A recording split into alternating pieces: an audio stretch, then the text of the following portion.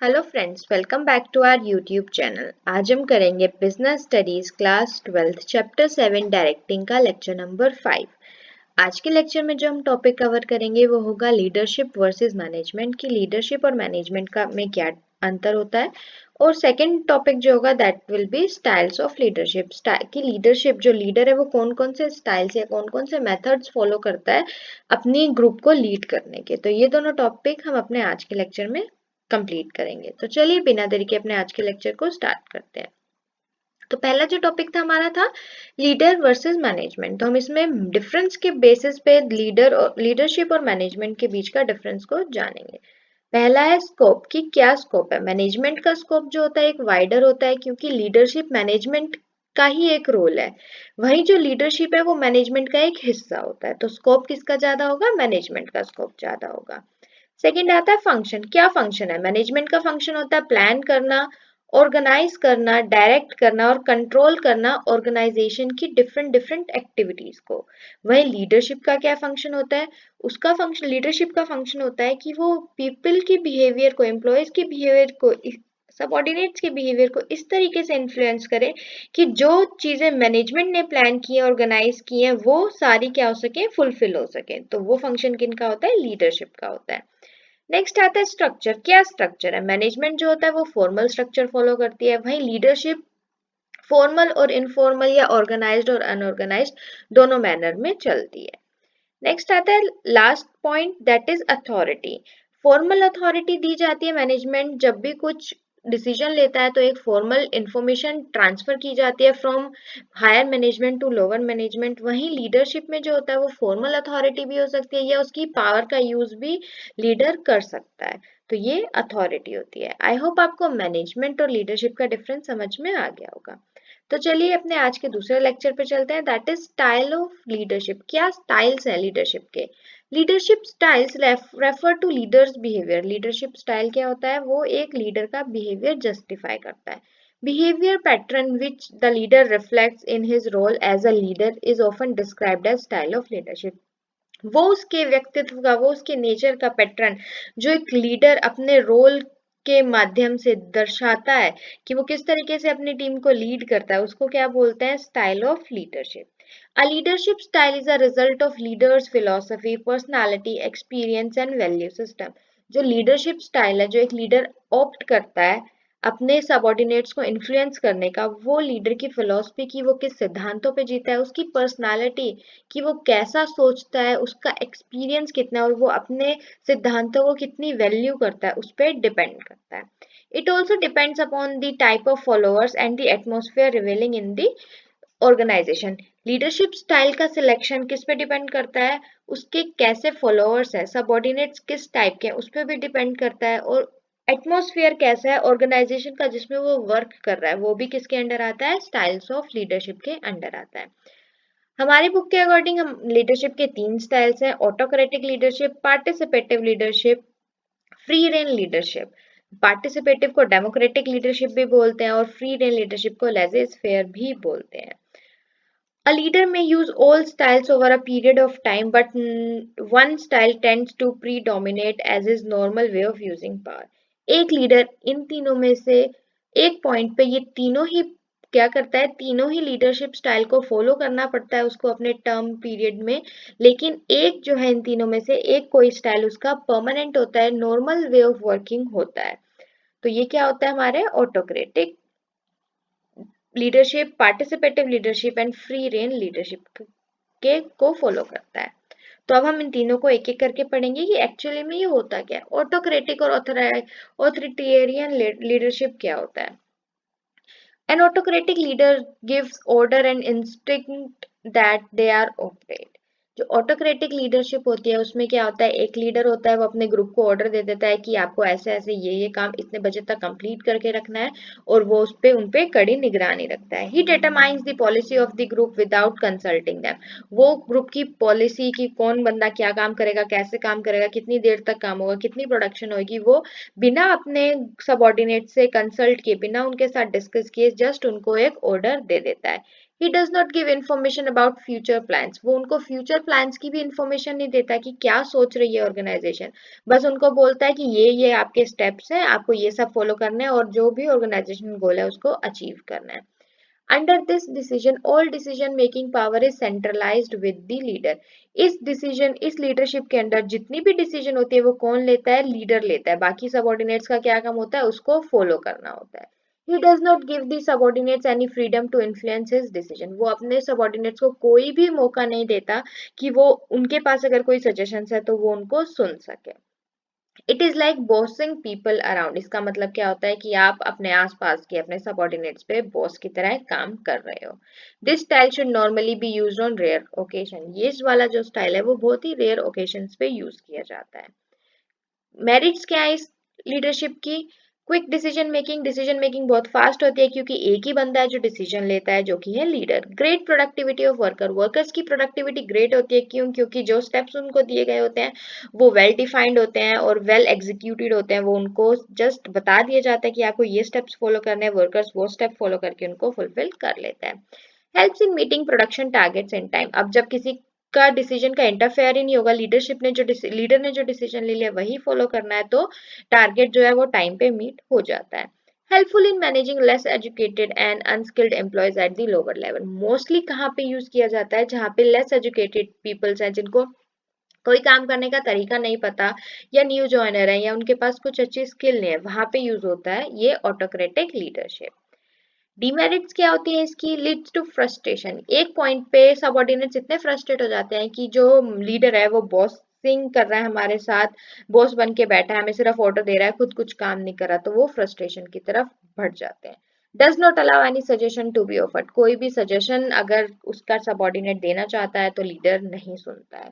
Does not allow utilisation of full potential of subordinates, कई बार कुछ ऐसा होता है कि कोई वर्कर्स या कुछ लोअर लेवल के एम्प्लॉयज बहुत ही ज्यादा हार्ड वर्किंग होते हैं या स्किल्ड होते हैं, बट क्योंकि वो एक ग्रुप में और एक लीडर के अंडर काम कर रहे हैं, तो और वो लीडर एक ऑटोक्रेटिक लीडरशिप को चूज कर रहा है, तो उनका जो पोटेंशियल है वो भी क्या हो जाता है? वेस्ट हो जाता है। Does not allow any creative idea to be offered, वो कोई भी क्रिएटिव आइडिया भी अलाउ नहीं करता कि उसके सबऑर्डिनेट्स उसको दें। It is best applied to situation where there is little time for group decisions और where the leader is most knowledgeable member of the group, ये वहां पे ही सबसे इम्पोर्टेंटली बोल लीजिए या सबसे बेस्ट सूटेड होती है, जहाँ पे डिसीजन मेकिंग के लिए बिल्कुल भी टाइम नहीं होता हमारे पास कि हाँ हम डिस्कशन कर सकें। क्विक टाइम चाहिए होता है डिसीजन टेकिंग के लिए, और जो लीडर है वही उन ग्रुप में से, उन सबऑर्डिनेट्स में से सबसे ज्यादा नॉलेजेबल पर्सन होता है। तो ये था हमारा ऑटोक्रेटिक लीडरशिप, जो एक लीडर चूज करता है अपने काम को बनाने के लिए या ऑर्गेनाइजेशनल गोल्स को अचीव करने के लिए।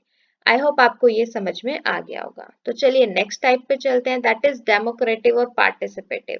नाम से ही पता चल रहा है डेमोक्रेसी दी जा रही है, मतलब अधिकार दिया जा रहा है कि आपको अगर हमारा डिसीजन मैनेजमेंट का या लीडर का डिसीजन कोई गलत लगता है तो यू हैव राइट कि आप उसको करेक्ट करिए या अपने आइडियाज को बताइए। तो वो क्या होती है? डेमोक्रेटिक लीडरशिप होती है। A democratic leader gives order only after consulting to groups and workers out policies with the acceptance of the group. एक डेमोक्रेटिक लीडर तभी ऑर्डर देता है अपने ग्रुप को या अपने सबऑर्डिनेट्स को जब उसके सबऑर्डिनेट्स उसके दिए हुए फैसले से या उसके लिए गए डिसीजन से सेटिस्फाई होते हैं। He never asks people to do things without working out for a long term plans on which they are working. वो कभी भी अपने सबऑर्डिनेट्स को ये सलाह नहीं देता है, बोलता कि आप जो करते आ रहे हो आप वैसे ही कीजिए, हम फ्यूचर में जो होगा देख लेंगे, नहीं, वो फ्यूचर को भी साथ में लेके चलता है।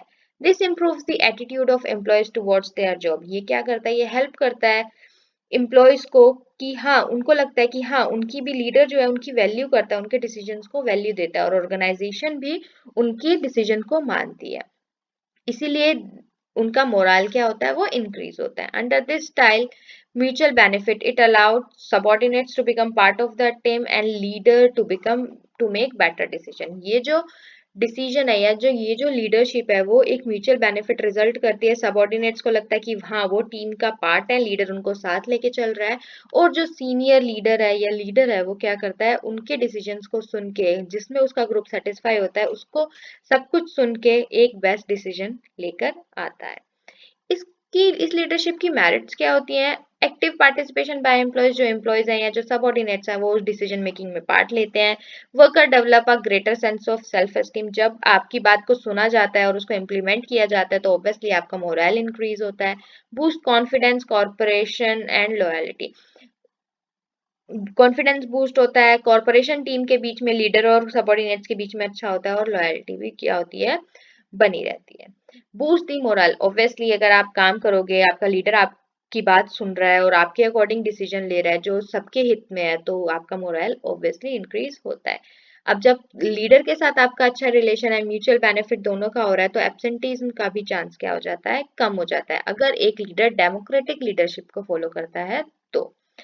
नेक्स्ट डीमेरिट क्या आती है, डिसीजन मेकिंग में डिले हो जाता है। क्यों हो जाता है, क्योंकि एक बंदा अगर कोई डिसीजन ले रहा है तो दैट विल बी क्विक, वो सारे प्रोज एंड कॉन्स अपने माइंड में रखेगा। वहीं अगर आप चार लोगों के साथ डिस्कस कर रहे हो तो चार लोग चार तरीके के प्रोज एंड कॉन्स लेके आएंगे, जिसकी वजह से जो डिसीजन है वो क्या हो जाएगा, डिले हो जाएगा।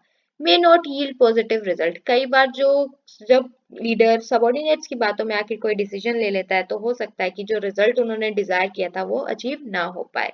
Means of passing the buck to others in case of poor performance, जब परफॉर्मेंस अच्छी नहीं होती या रिजल्ट नहीं अचीव कर पाते तो एक दूसरे पे ब्लेम करना चालू कर देते हैं। तो ये मेरिट्स और डीमेरिट्स थी किसकी, डेमोक्रेटिक और पार्टिसिपेटिव लीडरशिप की। आई होप आपको ये भी अच्छे से समझ में आ गया होगा। तो चलिए आज के लास्ट टॉपिक पर चलते हैं, दैट इज लेजर फ्री और फ्री रेन लीडरशिप। ये कौन सी होती है, a free rein leader gives complete freedom to the subordinates. ये एक ऐसी लीडरशिप क्वालिटी होती है जिसमें लीडर जो है अपने सबऑर्डिनेट्स को फुल फ्रीडम देता है। Such leader avoids use of power, वो अपनी पावर को यूज ही नहीं करता। He depends largely upon the group to establish its own goals and work out on its problem.